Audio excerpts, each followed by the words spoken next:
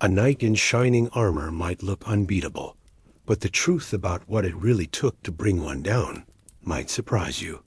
Killing a man wrapped head to toe in steel was no easy feat. The reality of the medieval knight shatters the neat, polished image Hollywood loves to sell. Those noble warriors riding fearlessly into battle with chivalric glory? That is more fiction than fact. In truth, the typical knight was less of a romantic hero and more of a wealthy entrepreneur who made a living through violence. Most of them did not rise from humble beginnings. They were born into privilege, raised by rich families with deep political influence. Imagine the ultimate version of a spoiled heir. Instead of buying luxury cars, they spent fortunes on war horses and deadly weapons. Knights were not peasant boys who trained their way to glory. They were members of the elite class long before they even learned to walk. Training began early, and it was brutal. At 7 years old, young boys were sent away to another noble's estate to learn the craft of warfare. Forget games and childhood fun. These boys spent their days learning to wield swords, ride war horses at top speed, and master the deadly joust. Every day was a lesson in survival and combat, because being a knight was not just a title, it was a lifestyle built entirely around war. Becoming a knight was also incredibly costly.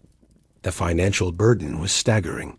It was like owning a mansion, a luxury car, and a private jet all at once. A full suit of armor alone cost more than most people would ever earn in their lifetime. A single sword could wipe out a farmer's savings for generations. Only the wealthy could afford to be true warriors, and that kept the system firmly in the hands of the rich. The rewards were worth it, though. Knighthood came with land, authority, and fame. These men controlled estates, collected taxes, and held real political power. Their homes were full of servants, squires, and workers who managed every detail of their daily lives. The lone wandering knight was nothing more than a romantic story. There was a darker reality behind all the splendor. Battle was ugly, chaotic, and horrifying. Death did not come neatly or heroically. It was sudden and messy. Even the richest knight could end up trampled, stabbed, or suffocated in the mud. Despite living at the top of medieval society, knights still faced the same final truth as any other man. What made their world strange was the way they balanced refinement with brutality. One day they hosted lavish feasts in candlelit halls, discussing art and politics. The next day, they were on the battlefield, crushing enemies with iron weapons. Their entire existence was a contradiction of elegance and bloodshed. Honor mattered more than life itself. It was not a vague concept. It was social currency. Lose your honor, and you lost your wealth, your land, and your family's reputation. Everything a knight valued depended on that fragile reputation. Yet all the prestige in the world meant nothing if you could not survive the battlefield. And that is where the real story begins. Staying alive in medieval warfare was about more than strength or money. It required the best technology available at the time. Medieval plate armor was an engineering masterpiece. Weighing around 55 pounds, it transformed the wearer into a walking fortress. Despite the weight, a trained knight could run, fight, and even vault into the saddle of a horse. It was like sprinting in a heavy shell, yet still managing to move fluidly. The key was design. Armorers crafted each plate to move with the body, not against it. Every joint, hinge, and curve allowed freedom of movement. A knight could fight for hours without collapsing from exhaustion. Good armor made knights nearly untouchable against most weapons. Swords clanged harmlessly off the steel surface. Axes designed for chopping wood barely left a dent. Even arrows from powerful bows were often deflected. The shape of the breastplate was genius. It was curved like an upside-down teardrop, so that incoming arrows slid off instead of piercing through. Armorers had discovered the principle of deflection centuries before modern science gave it a name. And beneath that polished steel, Another layer of protection waited. Chainmail was the hidden shield. Made of thousands of tiny interlocking metal rings, it covered the weak points where plates could not reach. Elbows, armpits, and groin areas all were reinforced with mail. It was like wearing two complete sets of armor at once. The cost of this protection was astronomical. A full set of top-quality armor could cost as much as a castle or enough farmland to feed dozens of families. Only the richest nobles could afford such craftsmanship. Ordinary soldiers fought in padded cloth, leather, or a few scraps of metal if they were lucky. Knights entered battle clad in steel masterpieces, while most of their opponents fought in rags. The difference was like facing an armed tank with a stick. Yet even with all that wealth, protection, and skill, death was never far away. In the end, even a man encased in steel could fall to a lucky blow, a crushed helmet, or a dagger thrust through the narrow gaps in his armor. Armor made knights incredibly hard to kill, but not completely untouchable. Clever opponents learned quickly that if they could not break through the steel, they would find a way around it or underneath it. Picture these metal-clad warriors stomping across muddy fields, looking invincible. But here is the detail that often gets left out. Swinging a sword at a knight was about as effective as trying to cut through a car door with a kitchen knife. Medieval fighters discovered this problem early and started thinking outside the box. That is where the warhammer came in, and it became every knight's worst nightmare. These were not simple carpenter's tools. They were weapons crafted with one goal in mind: to destroy armor and the person inside it. The pointed end could pierce metal, while the flat side crushed bones with devastating power. The armor might stay intact, but the man wearing it would not. The physics behind it were brutal. When steel absorbed that kind of force, the energy went straight into the body underneath. Broken ribs, bruised lungs, and shattered shoulders were common results. The mace worked on the same principle. It was essentially a metal club designed to deliver punishment through sheer impact. Knights called these weapons can openers, and for good reason. A single strike to the helmet could leave a man dazed and helpless. The flanged versions were even more dangerous, concentrating all the energy into sharp ridges that tore and split armor open. Polearms raised the stakes even higher. The halberd combined an axe blade, a spear point, and a hook into one deadly instrument. The hook was particularly clever. A skilled soldier could snag a knight, pull him off balance, and bring him crashing to the ground. Once down, that heavy armor turned from protection into a prison. Long-handled warhammers gave foot soldiers an edge. They could strike from a safe distance, well out of sword reach, while still delivering crushing blows. And then there was the English longbow, the silent killer of its time. These were not hunting tools. They were battlefield weapons, capable of piercing armor from hundreds of yards away. Skilled archers could hit a target the size of a coin, and armored knights soon learned to fear the sound of incoming arrows. Even the finest armor could not always stop a bodkin-tipped arrow fired at close range. Some knights developed an involuntary flinch whenever they heard that sharp whistle overhead. Then came the crossbow, a simpler but equally deadly innovation. Unlike longbows, crossbows required little training and enormous strength. They fired shorter, heavier bolts that could punch through thick wood or even thin steel. A single shot could cripple a knight by striking an armor joint or visor slit. Spears and pikes also became deadly tools against knights. Every piece of armor had weak points.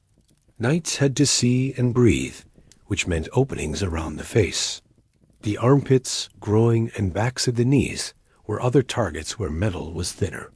A quick jab in one of those spots could end a battle instantly. It became a constant arms race between armorers and weapon makers. As armor improved, new weapons evolved to counter it. It was a medieval version of technological warfare, and it never really stopped. But even with all these innovations, defeating a fully armored knight still took a mix of skill, timing, and luck. The romantic image of battle could not be further from reality. Medieval battlefields were muddy, chaotic, and terrifying. Even the strongest knights could fall in humiliating ways. Heavy rain turned the ground into sludge. Horses slipped, men stumbled, and a single mistake could send a knight crashing down. Once on the ground, he became a steel-clad turtle, struggling to get back up while surrounded by enemies. Many knights who survived the first wave of fighting died, simply because they could not rise fast enough. The most feared part of a battle was the melee, when formations broke down into pure chaos. This was not a duel of honor.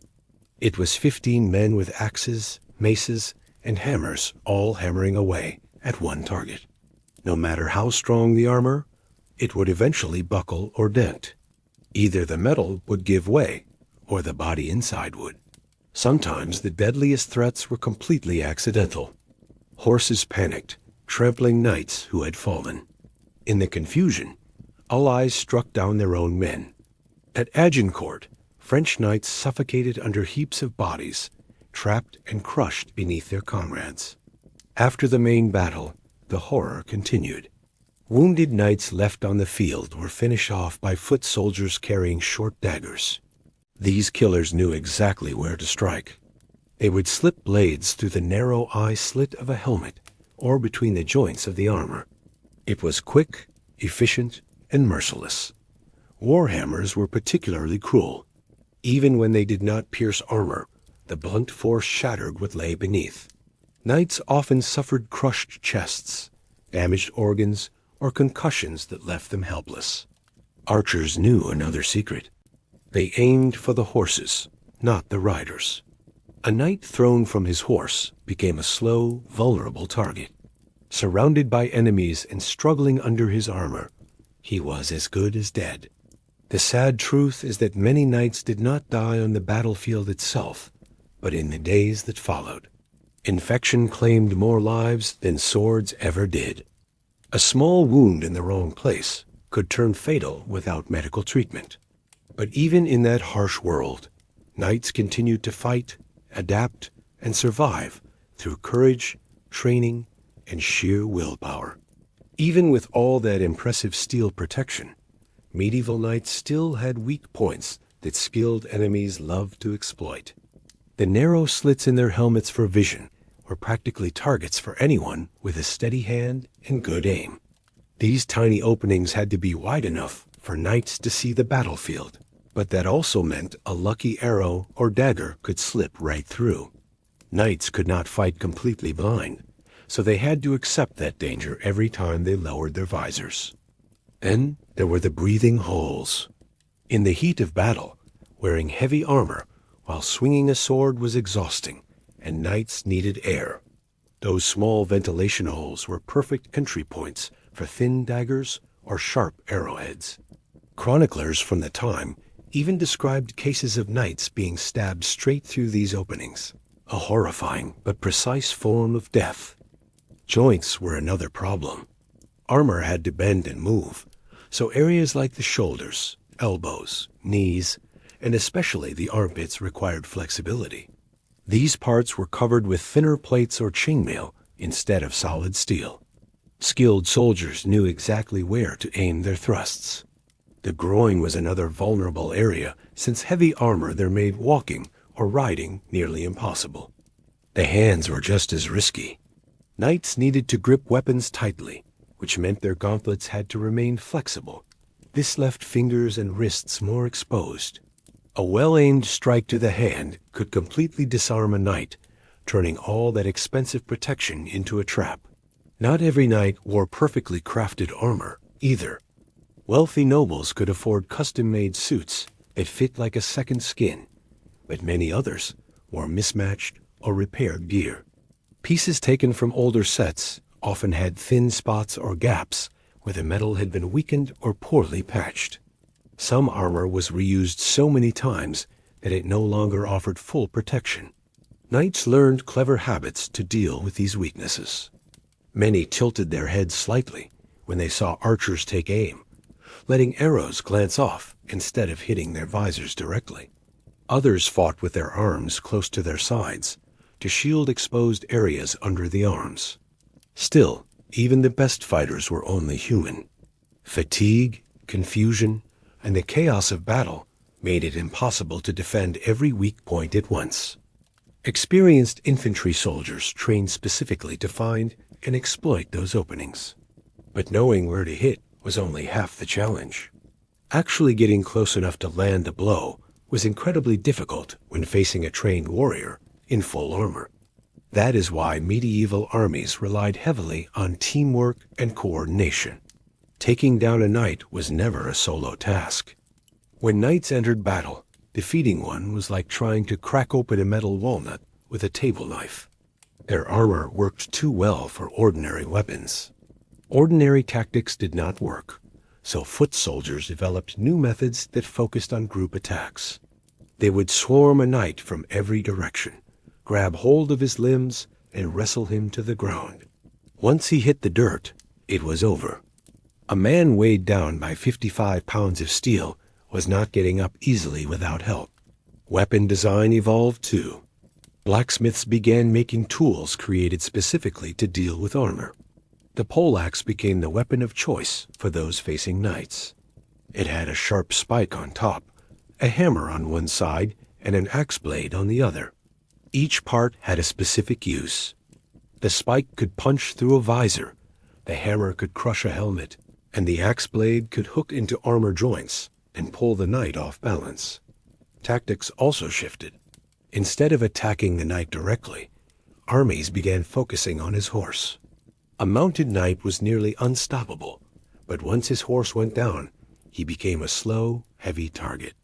Archers aimed for the horse's chest or legs, while pikemen created barriers to stop or scare them.